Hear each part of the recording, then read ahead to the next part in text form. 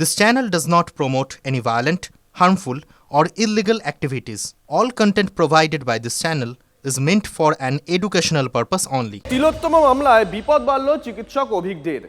RG Kar file খুলতেই আতশ কাচের নিচে সাসপেন্ডেড আরএমও। অভিজ্ঞদের বিরুদ্ধে বিভাগীয় তদন্তের নির্দেশ দিয়েছেন রাজ্যপাল। সার্ভিস কোটায় কিভাবে এসএসকেমে পিজিটি করলেন অভিজ্ঞ, পৃথকভাবে সে বিষয়টিও খতিয়ে দেখার নির্দেশ দিয়েছেন রাজ্যপাল। UEM Jaipur is a perfect target for prospective students aspiring for good jobs, good education with future-ready skills. আরজিকরের ইনসিডেন্ট এবং তার পরের কিছু বিষয়গুলো নিয়ে কি তারা কিভাবে হ্যান্ডেল করেছেন। পরে ইনিশিয়ালি আজকে আমরা একটা অ্যাডমিনিস্ট্রেটিভ অ্যাকশন নিলাম। সরকার বদলের সঙ্গে সঙ্গে বাংলার স্বাস্থ্যক্ষেত্রে জঞ্জাল সাফাইয়ের কাজ শুরু হয়ে গেছে। আরজিকর ফাইল খোলার ঘোষণার সঙ্গে সঙ্গেই সাসপেন্ড হয়েছিলেন 3 আইপিএস। এবার তদন্তের আওতায় আনা হলো suspended resident medical officer Abhik দেকে। তার বিরুদ্ধে ওঠা অভিযোগের বিভাগীয় তদন্তের নির্দেশ দিয়েছেন রাজ্যপাল RN রবি। সার্ভিস কোটায় এসএসকেএমে পোস্ট গ্র্যাজুয়েশন কিভাবে করলেন অভিক, রাজ্যপালের নির্দেশে তাও এবার তদন্তের আওতায়। হেড কালচারের মাথায় এই অভিজ্ঞদের আমরা হসপিটালে গিয়ে দেখেছিলাম, এরা সিন অফ ক্রাইম যেটা বলছে সেখানে উপস্থিত ছিল অভিজ্ঞদের লাল জামা পরা, এটা আমরা দেখেছিলাম। এসএসকেএমের পিজিটি অভিক তিলোত্তমার মৃত্যুর পর ক্রাইম সিনে লাল জামা পরে তাকে দেখা গিয়েছিল। বর্তমানে সাসপেন্ডেড আইপিএস ইন্দিরা মুখোপাধ্যায় তখন যার পরিচয় আড়ালের চেষ্টাও করেছিলেন। এখানে যারা আছে আমি তাদের একটু আপনাদের সাথে পরিচয় করিয়ে দিচ্ছি। আমাদের ফিঙ্গারপ্রিন্ট এক্সপার্ট যেটা আমাদের ডিডি টিম আছে উনি আছেন, আমাদের এসি ডিডিআই আছেন, ডিডি সেকশনের ভিডিওগ্রাফার আছেন, অ্যাডিশনাল CP1 ছিলেন ওখানে আছেন এবং FSL এর স্টাফ আছেন। এ ব্যাপারে সেই সময় অভিক দে কি বলেছিলেন এবার শুনুন। আমি এরকম অনেক কথাবার্তা শুনছি আগের দিন রাত থেকে, 8 তারিখ রাত থেকে 9 তারিখ সকাল থেকে। তো প্রথমত একটা বিচারাধীন ঘটনা এটা হচ্ছে, এবং সময় অবশ্যই উত্তর দেবে যে কি অ্যাকচুয়াল ঘটনা।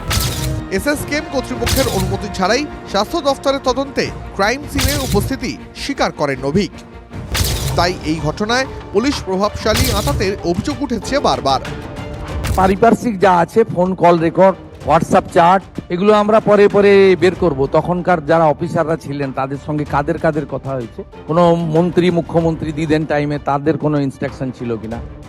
এই প্রসঙ্গেই প্রাক্তন মুখ্যমন্ত্রী মমতা বন্দ্যোপাধ্যায়ের কড়া শাস্তির দাবি করেছেন তিলোত্তমার মা বাবা।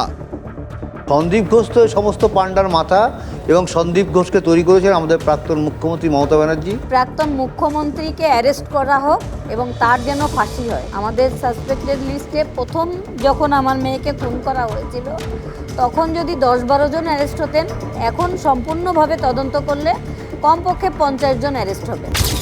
আরজিকর কাণ্ডের জল গড়াতে ধীরে ধীরে অভিক দে, বিরূপাক্ষ বিশ্বাসদের সঙ্গে আরজিকরের তৎকালীন অধ্যক্ষ সন্দীপ ঘোষের সঙ্গে দহরম মহরম। উত্তরবঙ্গ লবি, মেডিকেল কলেজ ক্যাম্পাসে থ্রেট কালচারের সিন্ডিকেটের মতো গুচ্ছ অভিযোগ সামনে আসে। 2024-এর সেপ্টেম্বরে অভিক দেকে সাসপেন্ড করে স্বাস্থ্য ভবন ও রাজ্য মেডিকেল কাউন্সিল। কিন্তু এরপর অভিক দে এবং বিরূপাক্ষ বিশ্বাস এরা স্বাস্থ্য দপ্তরে, স্বাস্থ্য ভবনে এরা দুজনই একটা স্পেশাল ঘরের ভেতর বসে কিভাবে থ্রেট কালচারটাকে চালানো যায় সারা পশ্চিমবঙ্গ জুড়ে সেই প্ল্যান প্রোগ্রাম ওখানে বসে করতেন।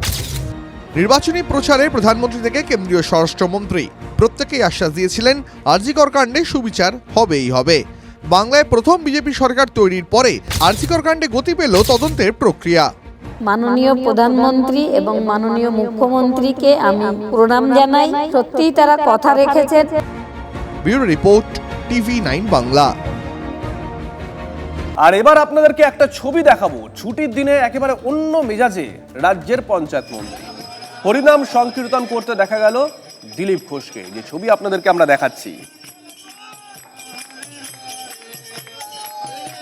সোমা আমাদের সঙ্গে রয়েছেন, আমাদের সহকর্মী সোমা। দিলীপ ঘোষকে সকালবেলা আমরা দেখি ইকো পার্কে যান তিনি মর্নিং ওয়াক করতে, সাংবাদিকদের সেখানে প্রশ্ন করেন, একেবারে স্বভাব সিদ্ধ ভঙ্গিমায় তার উত্তর দেন, স্টেট ব্যাটে জবাব যাকে বলে আর কি। সেই দিলীপ ঘোষকে আজ তো একেবারে অন্য মুডে দেখছি আমরা।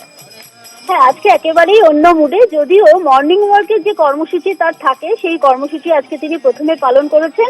অর্থাৎ ভিক্টোরিয়া মেমোরিয়ালে সেখানে তিনি মর্নিং ওয়াক করেছেন এবং সেখানে যারা এসেছিলেন তাদের সঙ্গে তিনি কথা বলেছেন। জনসংযোগের যে কাজ, সেই কাজটাও তার সঙ্গে তিনি করেছেন।